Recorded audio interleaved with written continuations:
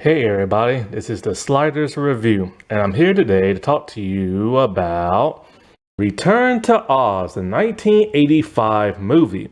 So you can watch this on Disney Plus, and Disney actually made this back in 1985. It is not a sequel to that of the 1935 musical movie because MGM, was very stingy. However, MGM didn't have the rights to the movie at that time. Disney actually did.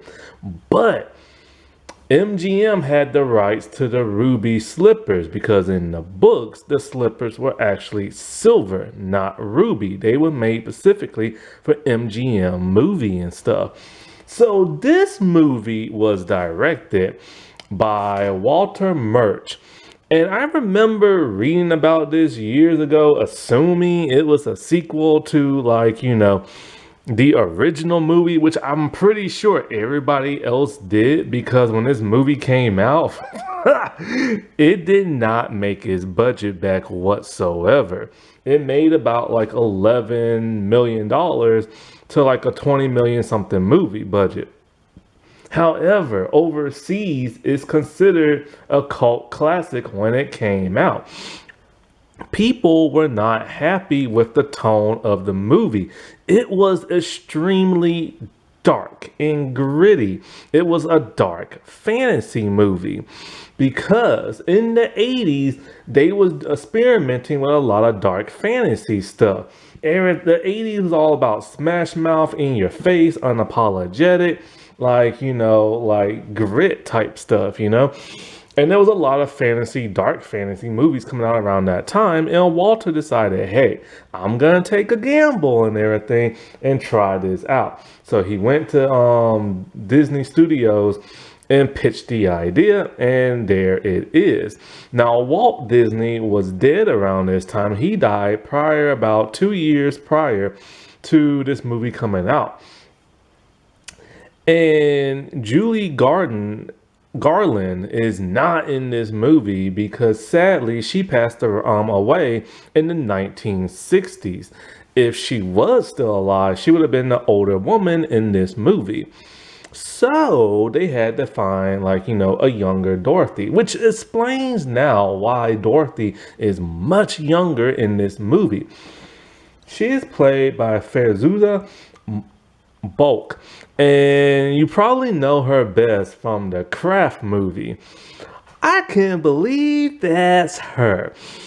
She did a phenomenal job in this movie. I mean, a phenomenal job. Zoe Deschanel should be ashamed of herself. A little girl outdid her, man. Seriously. She embodied what it is to be Dorothy Gale. She's kind, she's adorable, she's sweet, she's brave, she's caring, she's everything you want Dorothy to be. And, hands down to her, she deserved her flowers and stuff. Sadly, of course, when she made that movie, folks didn't like it. And when I say this movie's dark, oh my God. This movie is twisted. This is the movie Sam Raimi should have made. Because there's a scene in the movie, my favorite scene. It's where Dorothy's trying to get the live powder.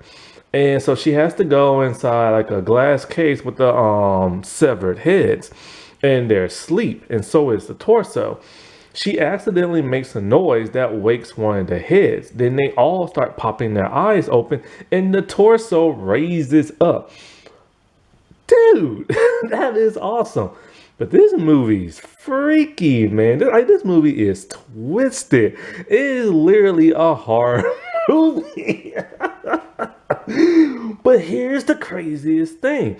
When I was watching this movie, I'm all like, wow, somebody at Disney went crazy and just went all freaky deaky, right? No.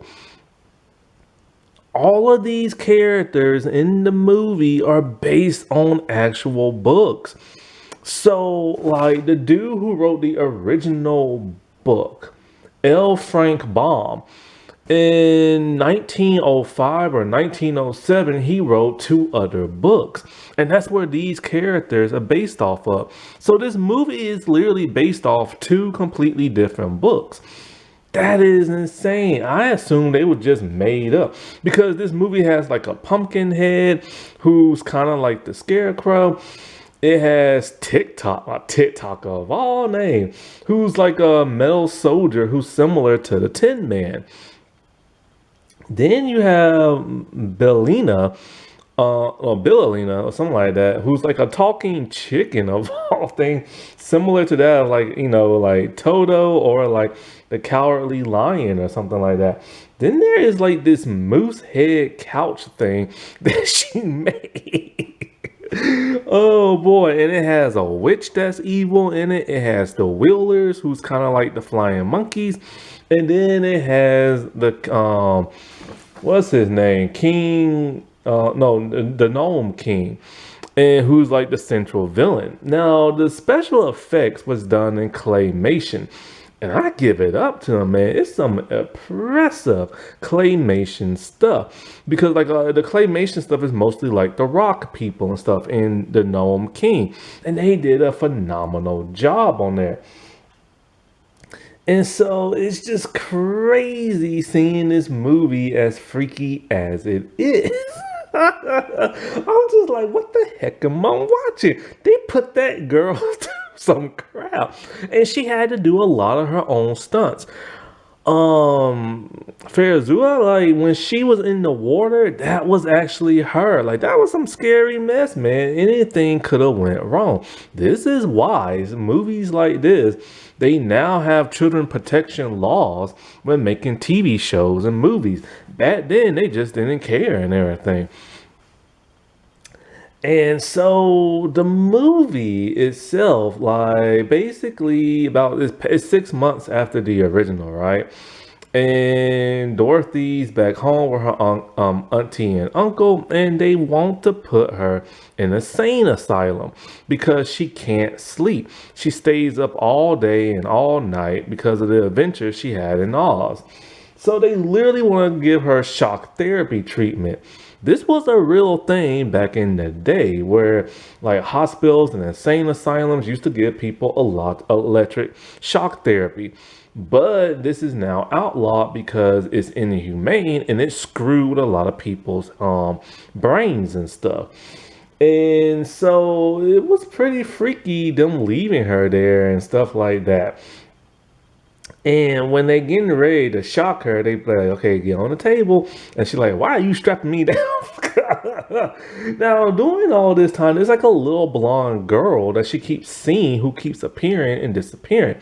A lot of stuff in this movie needs to be explained isn't explained very well, and needs to be explained.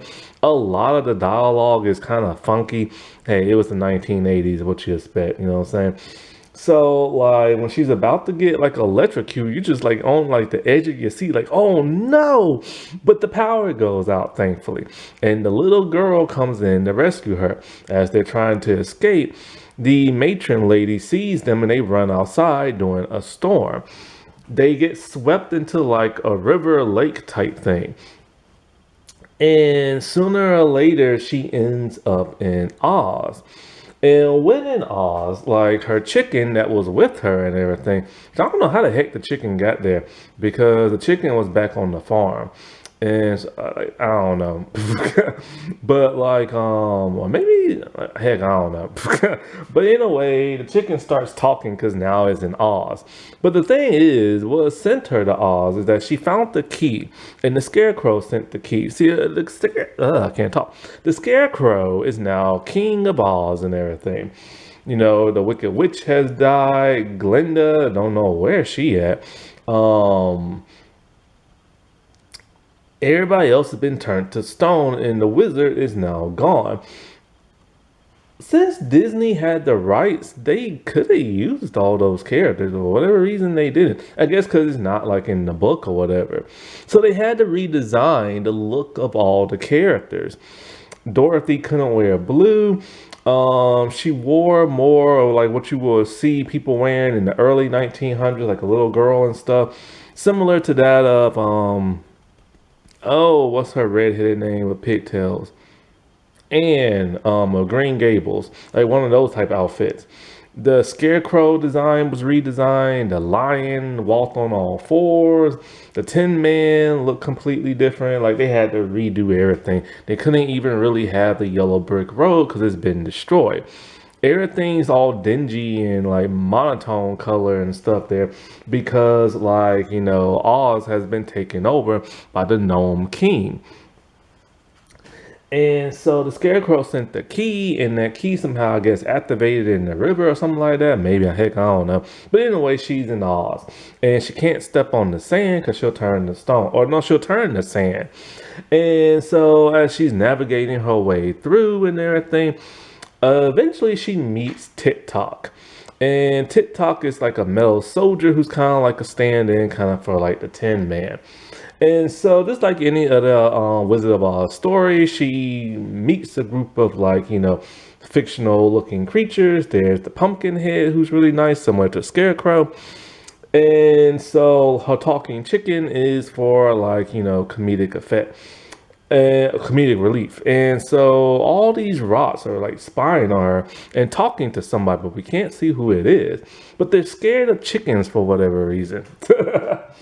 She makes her way to like this castle eventually, and where she meets Moonby or something like Mombi or something like that. Mombi is a lady who literally is a witch who has hundreds of heads.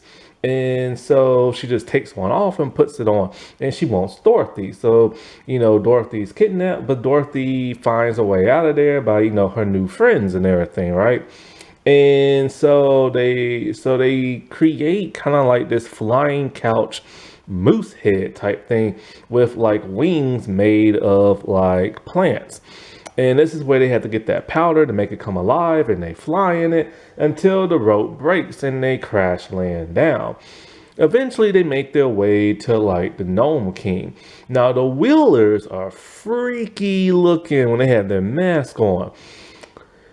I was telling you, man, this movie's twisted. But anyway, when they're at the Gnome King, he makes them go through a bunch of tests. They all lose, except for Dorothy. And he's basically there to trick them and this and that. He also has the red slippers, which MGM made Disney pay a fee for having them and stuff. And so basically he's trying to say, oh, like this is the dialogue with him is weird. He's evil, but he's coming off as nice. And so in a way, while she's there, the Tinkerer like stops so he can talk to Dorothy a little bit to help her figure out the clues and this and that. She figures out that like if she touches something green that's emerald looking and say the word Oz, it will resurrect her friends. Anyways, at some point it gets really freaky when the Gnome King's all like, crap, she's like learning like, what to do and everything, and I have to stop her. So he's literally eating her friends. He eats the couch, but the head of the moose is alive and well and everything, right? Then he goes to eat this pumpkin head dude. It was freaky. The mouth opening, him almost about to go down his mouth and everything. Like that was some good special effects for back in the day.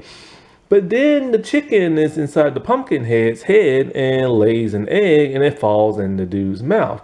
Now remember when I said they're scared of chickens? Apparently a chicken egg is like poison. You just gotta roll with it, So he dies and everything. And she gets the slippers. She makes her wish. She fixes everything in Oz. The little blonde girl comes out the mirror. And turns out she is like, the queen and everything. Ozma, whatever her name is.